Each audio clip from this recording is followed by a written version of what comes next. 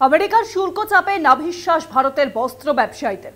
মার্কিন বাজারে 50% শুল্ক দিয়ে বস্ত্র রফতানি করে দেশীয় ব্যবসায়ীরা যে খুব একটা মুনাফা করতে পারবেন না তা বিলক্ষণ জানে কেন্দ্র। এই পরিস্থিতিতে আর্থিক চাপ সামাল দিতে একাধিক বিকল্প পথ খুঁজছে নরেন্দ্র মোদীর সরকার। সেই লক্ষ্যে 31শে ডিসেম্বর পর্যন্ত তুলো আমদানিতে সমস্ত রকম শুল্ক ছাড়ের সিদ্ধান্ত কেন্দ্রীয় অর্থমন্ত্রকের। ভারতের পণ্যের উপরে জরিমানার সমেত 50% শুল্ক চাপিয়েছে ট্রাম্প প্রশাসন। এতে একদিকে যেমন আন্তর্জাতিক বাজারে ভারতীয় ব্যবসায়ীদের পণ্য বিক্রি কমেছে, তেমনই ধাক্কা লেগেছে দেশীয় অর্থ ভাণ্ডারে। অর্থনীতির উপরে মার্কিন শুল্কের বিরূপ প্রভাবের আশঙ্কায় ইতিমধ্যেই 10 লক্ষ কোটি টাকা খুইয়েছে দেশীয় শেয়ার বাজার। আমেরিকায় ভারত থেকে বার্ষিক রপ্তানির পরিমাণ প্রায় 8,000 কোটি ডলার। এর মধ্যে শুল্কের ধাক্কায় পড়তে পারে 4,500 কোটি ডলার। এতে বাজার হারানোর সম্ভাবনা অনেকটাই। একই হাল চিংড়ি রপ্তানিতেও।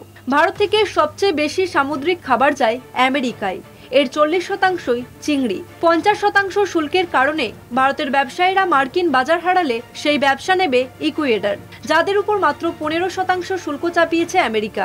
রপ্তানি কম হলে স্বাভাবিকভাবেই কমাতে হবে উৎপাদন। বেশ কিছু উৎপাদন শিল্প পুরোটাই আমেরিকা নির্ভর। শুল্ক ধাক্কায় ব্যবসা বন্ধ থাকলে তার প্রভাব পড়বে অনুসারী শিল্পে। কাজ হারাতে পারেন বহু শ্রমিক। এই দমবন্ধ পরিবেশ থেকে বেরোতে নতুন পথের সন্ধানে রয়েছে কেন্দ্র। আন্তর্জাতিক বাজারে আমদানি রপ্তানির দরজা খুলতে সক্রিয় প্রধানমন্ত্রীও। এসসিও সম্মেলনের আগে জাপানে গিয়েছেন মোদি। সেখানে এক প্রস্থ বাণিজ্যিক পর্যায়ে আলোচনার পরে চীনের সঙ্গেও প্রযুক্তিগত লেনদেনে জোর দিয়েছেন দুদেশের শীর্ষ নেতা। ভারতের শুল্ক সংকটে হাত বাড়িয়েছে বন্ধু দেশ রাশিয়াও।